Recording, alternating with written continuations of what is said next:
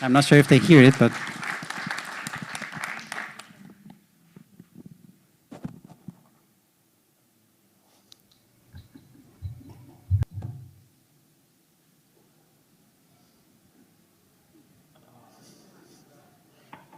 Hi, so welcome everybody. Thank you for the lovely introduction. I'm Luis from WhatAVenture. I'm happy to be your host. Happy to have such a great panel tonight. And I would start with a short introduction round. And I would love Luisa Rubio from Wayra to go first. Okay. Hello, everyone. First of all, thanks for having me. Such a pleasure being connected today with all of you from Madrid. Yeah, my name is Luisa Rubio. I'm the head of Wayra. Wayra is Telefónica's investment vehicle to execute seed and early stage investments on B2C companies located anywhere in the world. So yeah, that's what we do in a nutshell. And again, very happy to be today with you. Perfect. Thank you very much. Maximilian from Elevator Ventures. It would be great to go next. Hey everyone, great to be here. This time virtually, the last years also in person in Warsaw, but hopefully the next years it will be possible again. My name is Maximilian. I'm heading the corporate venture capital arm of Raiffeisen Bank International called Elevator Ventures. We're investing in fintech in Central and Eastern Europe, mainly in Series A. And we want to grow the best companies in the fintech field in the region. Perfect. I mean, who doesn't? Andreas, would you plan to go next? Yeah, good evening, everyone. Thanks for having me. I'm Andreas Nemeth. I'm heading UNIQA Ventures, the venture capital fund backed by UNIQA Insurance Group.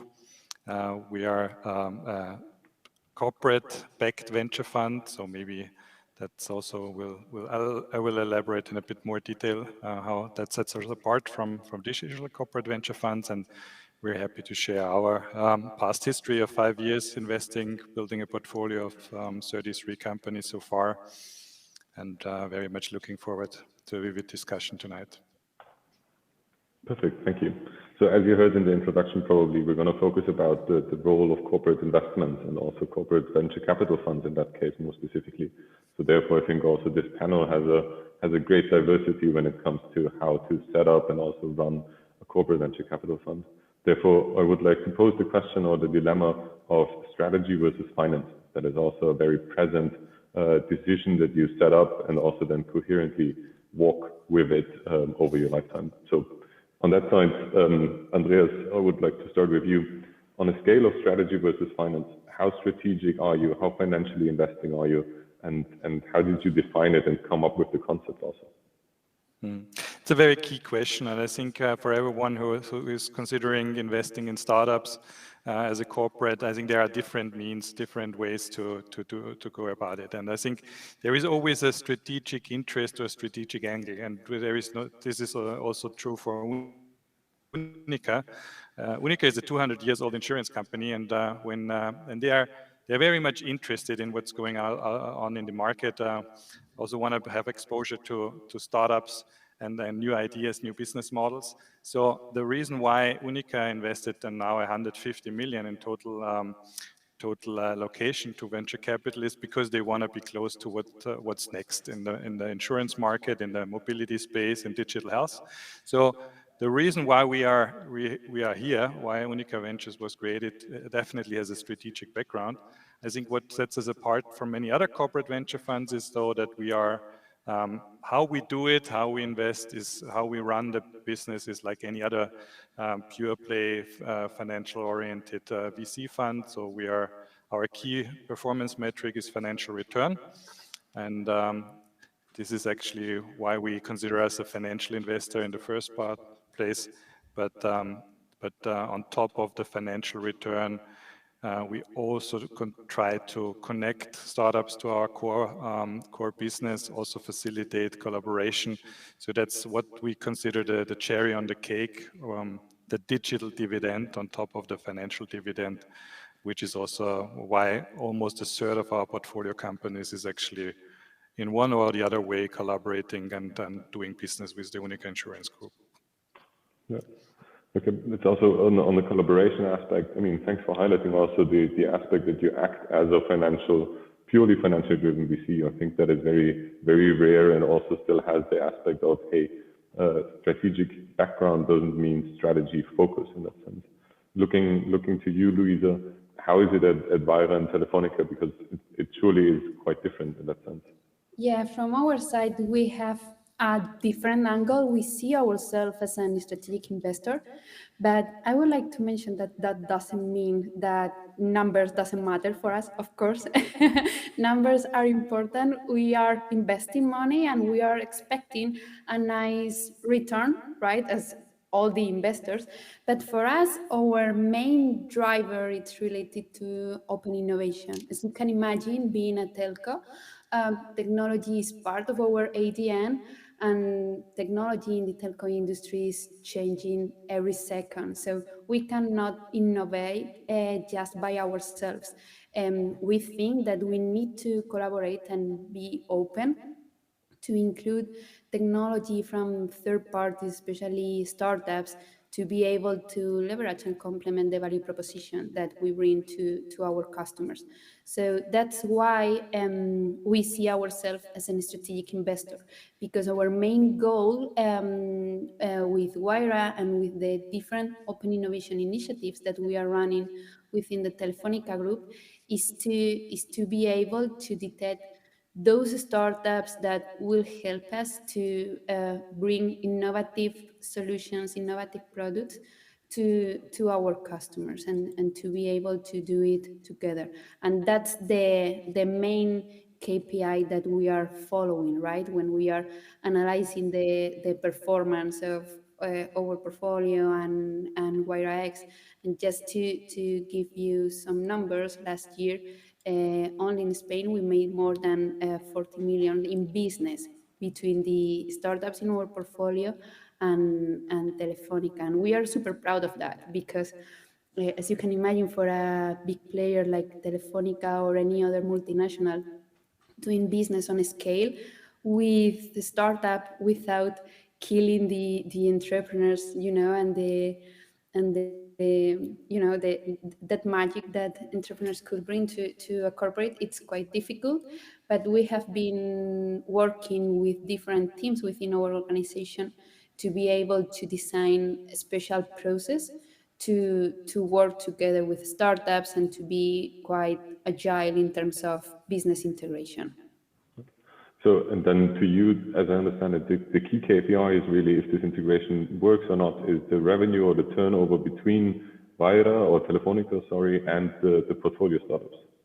Yeah, exactly. The business that we are able to generate between the startups in our portfolio and Telefónica, and in a double perspective, right? Because we can work the startup in order to improve our internal processes, or we can use the product of the startup to complement the value proposition or the portfolio of solutions that we are reselling to our customers, either B2C or B2B. So that's the two perspectives we are. Yeah. Cool, fascinating. And then looking to you, Maximilian, I think there's also then a third and maybe still different angle, different to UNIQA and maybe also different to Wayra to that aspect. What is your key KPI? How do you measure your success?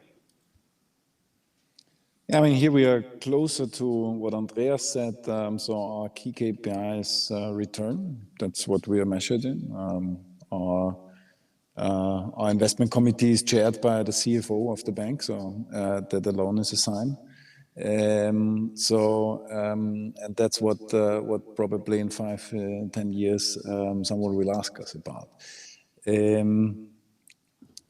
So from that perspective, the way how we do it is definitely steered by financial goals. But maybe to add to the discussion, I think to reach financial goals, you need to have access to good companies, and you need to be able to grow those companies. And with both aspects, corporate VCs, if they do it right, have an unfair advantage. I mean, in the world that we are living in, capital is ubiquitous, and for good companies, it's more or less easy to find venture capital. And if you are a VC, you need to have a very strong value proposition in how to attract the best companies, how to get on certain deals. And money is only one part of this value proposition. And I think as a corporate venture capital, and how we do it between Elevator Ventures and Raiffeisen Bank International is really having these strategic resources in the back of the venture capital fund helps us, on the one hand, being close to the deal flow in our core region. Just thinking about having access to, theoretically 50,000 colleagues out there in Central and Eastern Europe, being our eyes and ears, and having the opportunity to talk to people locally in Central and Eastern Europe, in countries who are close to these companies, who know the ecosystem. That's an advantage in sourcing. And then growing these companies through providing network to potential business partners, potentially to clients, to local media, to you name it, all the experts of people and colleagues here in the bank who might help with just a mere hint or tip on how to enter a certain market, up to really having a co-development project running where you actually, as a startup, can benefit from the corporate's know-how on different pain points in different niches, in different geographies. And as I experience it, is that today as a VC, you are actually challenged quite a bit on what extra value you provide to your portfolio companies beyond the money. And here, leveraging the strategic part of being a CVC can give you maybe the edge on in some of the deals. Yeah, I think you said it perfectly earlier. So of course, if used right, you have a competitive advantage. So therefore, my direct question to you is, how do you use it right? And also for other CVCs or other strategic investors that are listening, what are the pitfalls that you shouldn't do? What is the one thing or the two things you want to give people in the audience? And they're also talking about the audience. Very quick thing. If you have any questions, please feel free to post it in the chat, and we can then ask our panelists about it. Thanks. So Maximilian, pitfalls, worst, best case scenarios. How do you leverage your unfair advantage? Yeah, I think, again, highlighting that I think it makes sense to set up a VC unit as close to as a VC would be set up as possible makes sense. But on the other hand, you need to make sure that to really leverage this unfair advantage that you might have with a large corporate like Raiffeisen Bank International in your back, you need to make sure that you know that you have this bridge into the corporate.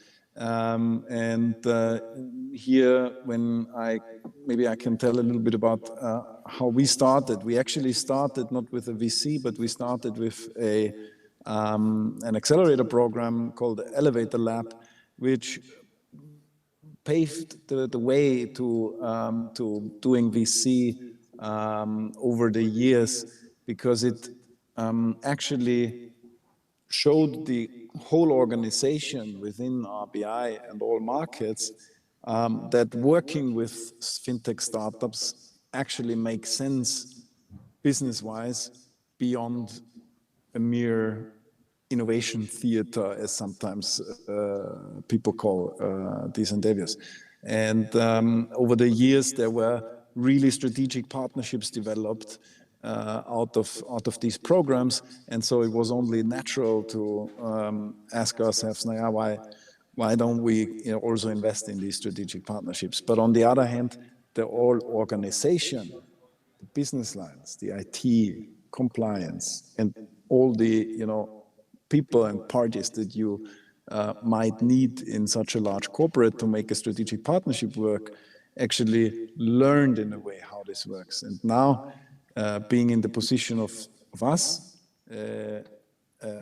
funneling the best companies that we find out there into RBI, we have someone to actually, take it. Because if you are just throwing ideas into the corporate and no one takes it, then it's getting difficult. Yes, definitely.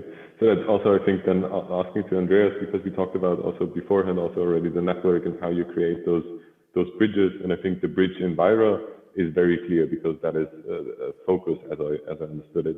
How do you in UNIQA Ventures create this bridge, and how do you have this exchange between business units and startups fostered? Mm-hmm.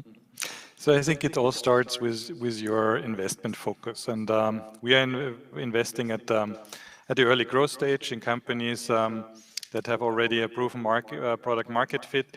So maybe a bit later than Luisa's startup collaboration projects. We are rather focusing on companies that we want to help scale, that have a clear product already established, and that need further scaling capabilities or just growth capital.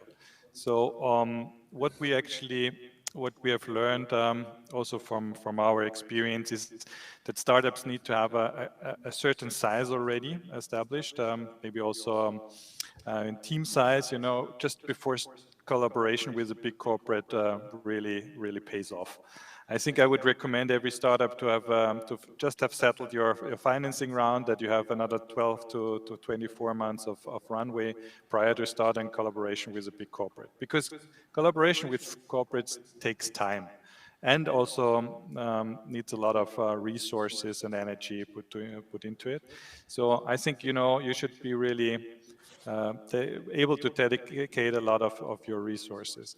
I think the number one reason why startups want to work with large corporates is because UNIQA Insurance Group has 15 million customers in Central and Eastern Europe.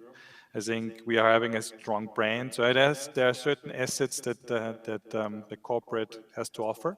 And it's key that you have a clear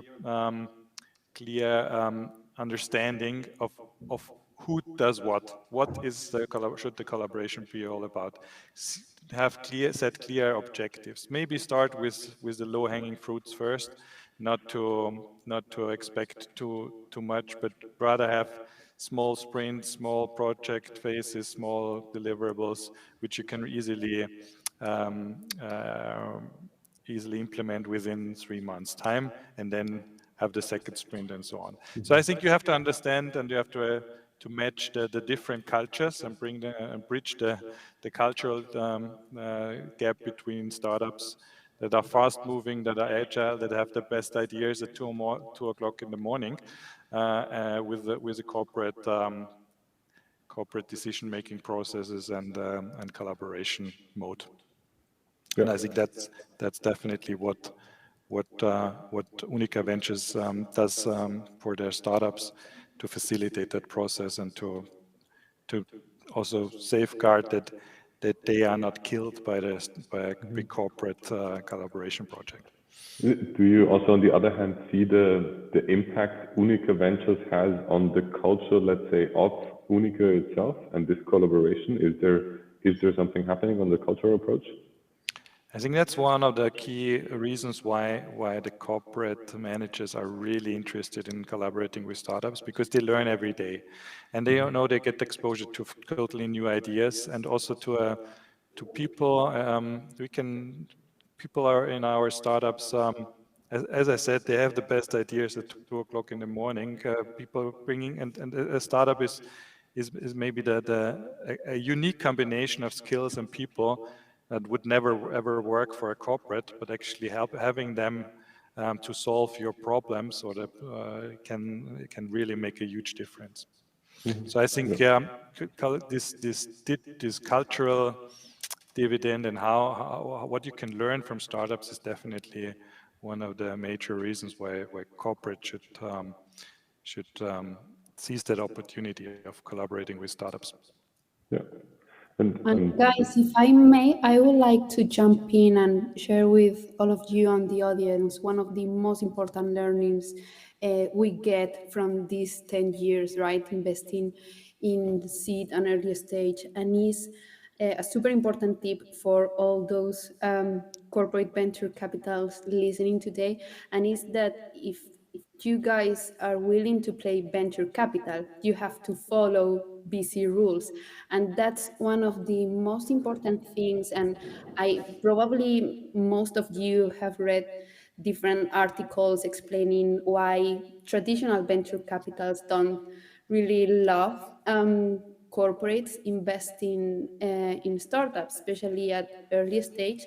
And this is because some players are trying to include certain terms that are not standards as part of the VC industry. Sometimes corporates are trying to mix business with investment, and I think that's a big mistake we should all try to avoid in order to, to be able to play all of us with the same rules and to be able to demonstrate the real value that a corporate like the three of us could bring to the table, and not being a stopper or trying to include something on a shareholders agreement, or this type of corporate documents that could generate certain noise on the startup corporate affairs, because at the end, it will generate impact on the upcoming fundraising rounds, and this is something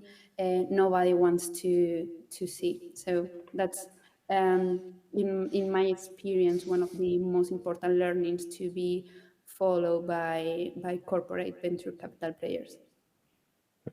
So, and adding to that, a quick question: besides the cap table or the shareholder agreement, how do you handle exclusivity rights or exclusivity debates, for example, that can be beneficial for you as a corporate and for the startups sometimes more hindering to a certain aspect? How do you handle that approach? I mean, in our point of view, if you want to have an exclusivity, you have to pay for it. But as any other player, right? Imagine that, I don't know, Telefónica is willing to close a deal with Instagram, Amazon, or any other player, and having exclusivity here in Spain, Latin America, wherever. You should negotiate it, and you have to do it on the same terms as any other player, because at the end of the day, you are a corporate, but you are also a shareholder of that company. So you want the best deal for the company. So you shouldn't be selfish and thinking just about your own interest. You need to be super careful and know that despite you have a corporate role, you are also working together with the other investors and with the founding team to help the company grow the most. So at this point, you should avoid any kind of conflict of interest and negotiate under the same terms as everybody.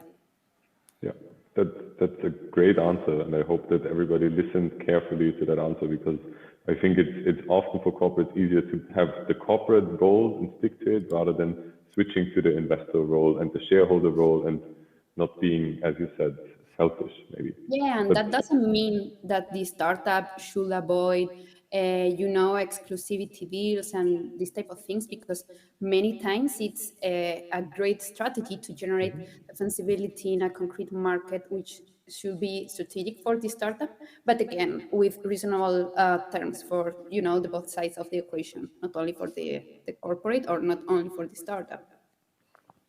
Yeah. I couldn't agree more to what Luisa said, because I think that's a very key, and we also don't take any special rights. Also if I share the story of one of our startups from Warsaw, we are invested in Telemedico, for example, which is not only working with local UNIQA subsidiaries, but also with PZU, with Allianz, with Vienna Insurance Group. So if they are really a great company, they should be open to do business with everyone. And if we would limit them to exclusivity with a corporate parent, then we would actually destroy value. Yeah, totally agree. Maximilian, from your side, anything to add to that? Actually, that's it's been said, and we have the same rules here. We don't follow any extra thingies here. I think that this was maybe the case in the first wave of corporate venture capital in, I don't know, 90s, early 2000s, and a lot has been learned back then that this is simply not working. And there are famous books that probably we've all read, what works in corporate venture capital and what doesn't. And I think today, I don't know, I haven't seen it even on the market, such random clauses like exclusivity without the price, at least. So let's hope you will never see them. Yeah. But talking about the waves and what evolved, I think to me a different or an interesting part is the brand and use of your mother company's brand. Because I think the first wave, they used the mother company's brand. And let's say during the second, third, it depends on which wave we are right now, there was then going away from the mother company's brand. And now it's going back again to the mother company's brand and using this leverage. And we're somewhere in between there. And I think we have three very different examples here. So to me, giving the word to Maximilian, what was the decision-making process? And I think from Elevator Labs, then to Elevator Ventures, how was your branding process and what is the leverage you have? And also looking forward, maybe what is coming up on your side? Sorry, the question is how we ended up with our branding? Yeah. How did you end up with your brand and why did you decide for it? And not use just RBI Ventures? That's a good question. Actually, we've decided quite deliberately that we wanted to be with our brand a bit more, I would say, free from the corporate limits that you might sometimes have when following, corporate design policies and corporate CI and whatever rules. So we wanted to create here a fresh brand, and that was actually done already in 2017 when we started Elevator Lab. And I would say for us it was then logic to also name the venture capital arm of RBI in a similar, in the same branding family.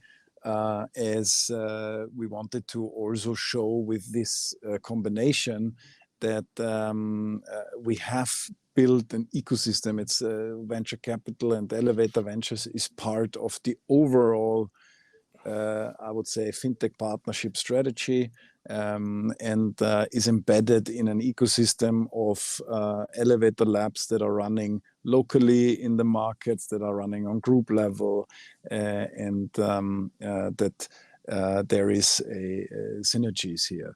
So I think the decision to not take the corporate brand was taken on the one hand to be more free, and also to show that there is some maybe healthy distance also to the corporate, and on the other hand to really build this this ecosystem of fintech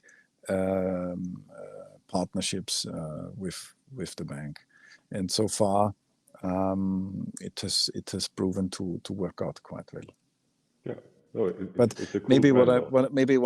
one thought to add is, but it was never a completely a complete off brand. It was always Elevator Lab, Elevator Ventures, powered by Raiffeisen Bank International.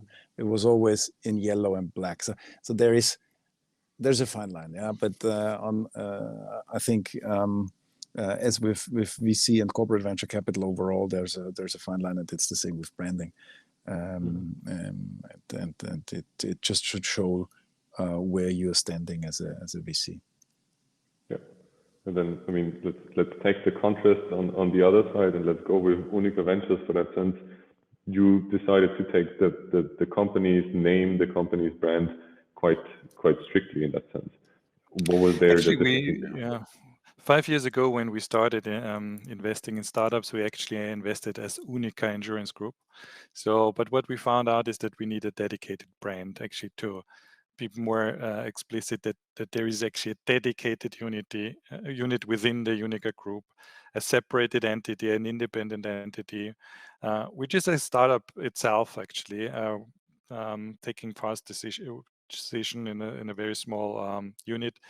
We are actually, our governance setup is quite unique, that we are a separate unit within the group, with only our group CFO and CEO serving on our advisory board. So really dedicated, a bit separated from the corporate core, under a dedicated brand that should signal that we are really taking care of the startups.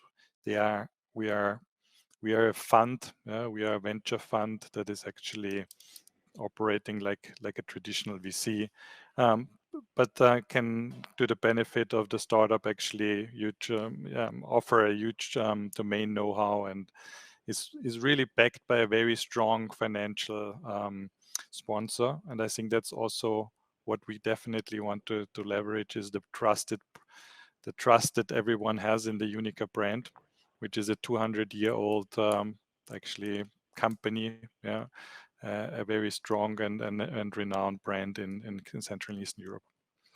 Yeah. And I mean, I'm an UNIQA client. I trust you. I also trust your investments. Luisa, on the side of Wayra, there's actually a very nice story behind your brand, as you once recalled. Yeah, would you be so kind? And it changed, during the years. As I mentioned at the beginning, we started in 2011. And the project started in Latin America, Colombia it was. And Wayra means wind in Quechua. It's a local language, because our purpose at the beginning, it was giving wind to the entrepreneurs to be able to develop their ideas in their home countries, right? And at that stage, as you all know, the current development of the local ecosystems, it was quite incipient. So at the beginning, many startups, they were reluctant having a big player like Telefónica entering to this new world. They might be afraid of taking their IP, or the rules of the game weren't clear at all. So that's why we prefer at that stage to create a new brand, completely differentiated to Telefónica, to avoid any misunderstanding with the purpose behind the initiative. But during the years, we have seen that the biggest value we can offer to our entrepreneurs is Telefónica's brand, Telefónica's assets. So that's why, we have changed our strategy and our branding slightly during the years, to be closer to our, corporation. And yeah, that's how the Wayra name came to the table. And talking also about Wayra X, the investment vehicle we've just launched last year, the process was quite similar, right? Because Wayra X was created almost at the same time as we are celebrating our 10th anniversary. So we decided to have Wayra as our brand, and the X to celebrate 10 years. And also because we are willing to execute investments anywhere in the world. So we always see that the X could be anywhere in the map. So it's really a really nice story. Yeah, it is. So, and also now talking about the assets that you have and your network, and now looking from the startup founder's perspective, how do I get access to you? How do I approach a CVC different than a VC? And especially then talking about Wayra, Financials, and UNIQA, how do I approach you? I think the approach is roughly the same. Well, I mean, at least in our case, we are a super friendly and open team. We are always more than happy to meet new entrepreneurs. And the way we connect with startups, it's quite diverse. The way we prefer is, via warm intro. So imagine, for example, Maximilian, Andreas, or you, Luis, a really cool startup, and send me an email to let me know about that team, what they are doing.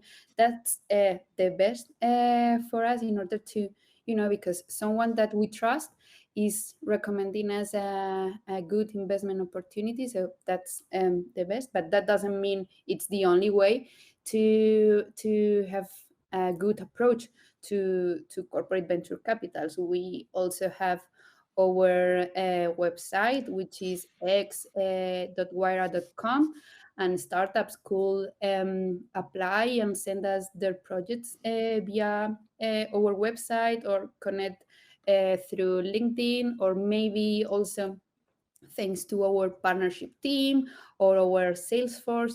There's many different entry points. And one of the things I love the most from entrepreneurs is that if they are a really good startup, they will definitely find a way to reach out the VC who fits, the best with their startup. So for sure, they will find a way to connect with their potential investors or potential customers. Yeah, and I imagine, Andreas and Maximilian, for you, it's also the same as it is for VC. You're a very friendly team. You're very easy and very approachable. I think every startup can be happily approach you. I couldn't agree more, but what we definitely also have to do on top, I mean, we are actively scouting the market. We know the hunting zones that are most interesting to us. We actually probably see 400 to 500 startups a year. And we have a very active scouting process. So if there are startups around, we actively engage with them, reach out to them. So I think, to really find the best opportunities in the market, you cannot solely rely on incoming deal flow, but really have to actively go out, talk to the founders, present yourself. So it's sometimes also a bit of a reverse pitching. It's not only that the startups pitch to us, but we as an investors are also trying to sell our proposition, which is not only money, but also domain know-how and network. So getting into the best deals. Also, we can also leverage a network of friendly in other VC investors that we have already co-invested with, and we always advise the startups also to talk to our founders that we are backing since several years, and to talk to them how it feels like having UNIQA in your cap table. Okay, then looking at the time, I would love to, Maximilian, give you the last word. Where do you see corporate development evolving? So what is the next steps corporate investment and corporate venture capital funds have to take take their game up one more level? I think in general, corporates have a crucial role in innovation ecosystems. I think that they even have a responsibility to engage with the innovation ecosystem that is surrounding them, and they are super situated to help companies to take the growth stage, and actually scale their product. That's what corporates are typically strong in, right? They know how to sell products on a big scale, with whatever it means, the necessary infrastructure, security, a market approach, marketing, setup of sales force, etc., etc. So here, I think corporates play a crucial role in what's the next stage in corporate venture capital? I would say we are already seeing that corporate venture capital is getting more and more professional. That corporates realize that it's a long-term investment. It's not something that you run for or maybe only one mandate of a board member, but it's actually something that maybe one board member starts, but it runs for the next 10 years, typically. So that's a learning process. And there are a lot of success stories in corporate venture capital that we all can learn from. And I hope that, especially in our region, in Central and Eastern Europe, we will see more and more CVC activities for the better of all of us and for the sake of the companies in our region.